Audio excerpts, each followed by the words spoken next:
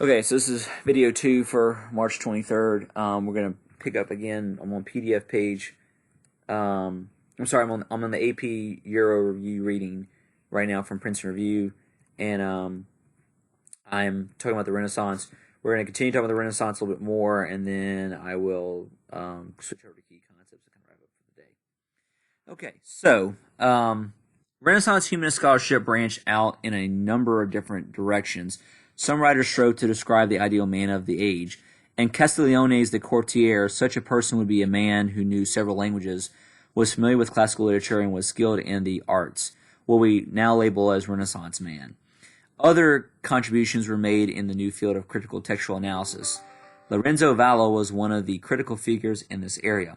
Working in the Vatican libraries, he realized that languages can tell a history of their own. In 1440, he proved that the donation of Constantine, a document in which Constantine, the first Christian emperor, controlled the western half of the empire over the papacy, could not have been written by Constantine.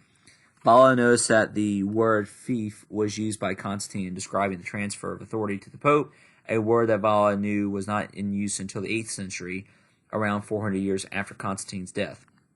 In another work that influenced humanists in northern Italy, Valla took his critical techniques to the Vulgate Bible, the standard Latin Bible of the Middle Ages, and showed that its author, Jerome, had mistranslated a number of critical passages from the Greek sources. Women were also affected by the new humanist teachings. Throughout the Middle Ages, there were women very often attached to nunneries who learned to read and write. During the Renaissance, an increasing number of wealthy secular women picked up these skills. The humanist scholar Leonardo Bruni, not the painter, different Leonardo, even went so far to create an educational program for women, but tentatively left out his curriculum the study of rhetoric or public speech, critical parts of the male education. Because women had no outlet to make use of these skills, Christine de Pizan, an Italian who was the daughter of the physician to the French king Charles V, received a fine humanist education through the encouragement of first her father and later her husband. She wrote The City of Ladies to counter the popular notion that women were inferior to men and incapable of making moral choices. Hassan wrote that women have to carve out their own space and move into a city of ladies in order for their abilities to be allowed to flourish. Virginia Woolf later espoused this idea in her 20th century work, A Room of One's Own. All right, Renaissance art.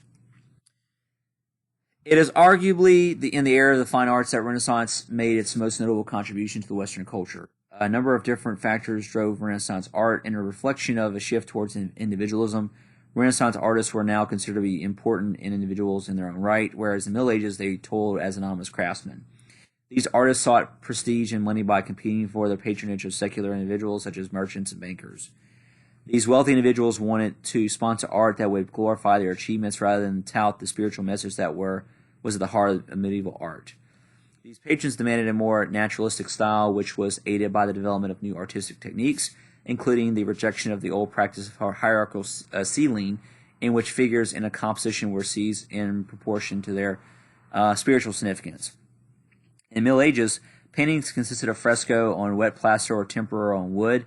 In the 15th century, oil painting, which developed in the north of Europe, became the dominant method in Italy. Artists also began to make use of chiaroscuro, the use of contrast between light and dark, to create three-dimensional images. Perhaps the most important development was in the 1420s with the discovery of a single-point perspective, a style in which all elements within the painting converge at a single point in the distance, allowing artists to create more realistic settings for their work. I'm going to read a little offset blurb here. Classical motifs in Renaissance art. In architecture, one can see the increasing influence of classical motifs, such as the use of simple symmetrical decorations and classical columns.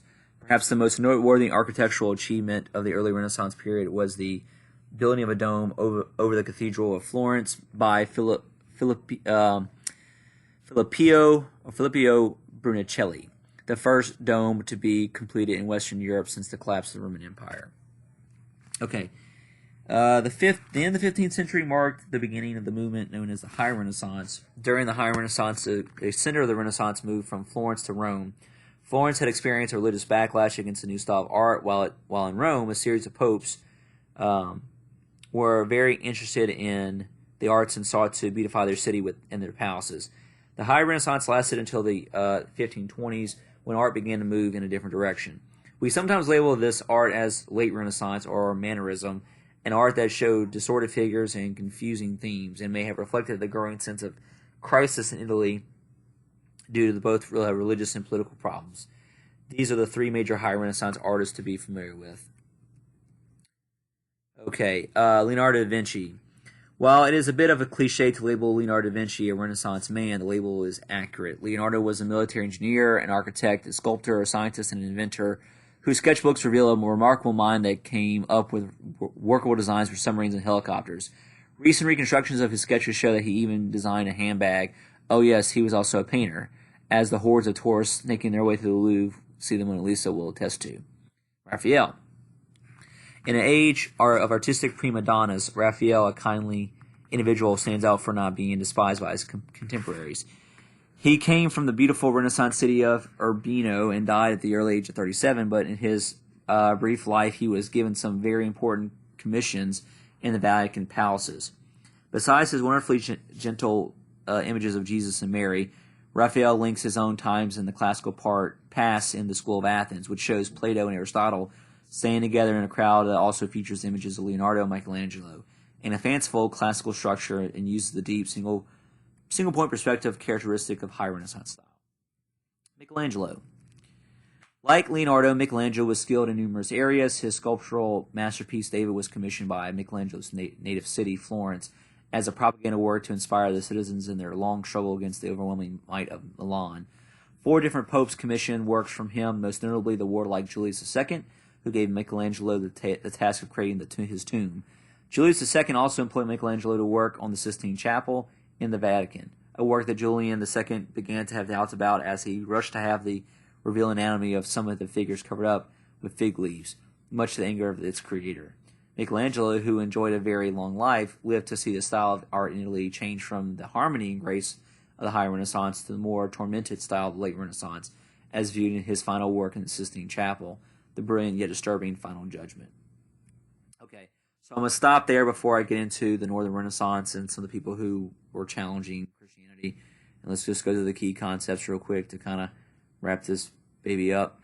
So I'm looking at PDF page 45 in the course guidebook with key concepts.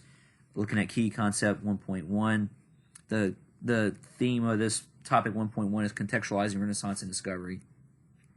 So this is kind of a recap to make sure you understand the key concept in relation to the information we just talked about. The rediscovery of works from ancient Greece and Rome and observation of the natural world changed many Europeans' views of the world. A revival of classical texts led to new methods of scholarship and new values in both society and religion. The visual arts incorporated the new ideas of the Renaissance and were used to promote personal, political, and religious goals, like the Medicis, like the popes, so on. Europeans explored and settled overseas territories and encountering and interacting with indigenous populations. We're not there yet. European nations were driven by commercial and religious motives to explore overseas territories and establish colonies. Not really there yet. Let's see, what else we got here? European society and the experiences of everyday life were increasingly shaped by commercial and agricultural capitalism, notwithstanding the continued existence of medieval social and economic structures. Economic change produced new social patterns while traditions of hierarchy and status continued. Most Europeans derived their livelihood from agriculture and oriented their lives around the seasons, the village, or the manor, although economic changes began to alter rural production and power. Not really there yet either. The struggle for sovereignty within and among states resulted in varying degrees of political centralization. Not there yet either. Let's go look at the next page, which is Italian Renaissance, topic 1.2. Okay, key concept 1.11a. Italian Renaissance humanists, including Petrarch, promoted a revival in classical literature and created new philosophical approaches to ancient texts. Some Renaissance humanists furthered the values of secularism and individualism. Humanist revival of Greek and Roman texts spread by the printing press challenged the institutional power of the universities and of the Catholic Church. This shifted education away from a primary focus on theological writings towards classical texts and new methods of scientific inquiry. Admiration for Greek and Roman political institutions supported a revival of civic humanist culture in the Italian city-states and produced secular models for individuals and political behavior. In the Italian Renaissance, rulers and popes concerned with enhancing their prestige commissioned paintings and architectural works based on classical styles, developing naturalism in the artistic world, and often the newly invented technique of geometric perspective.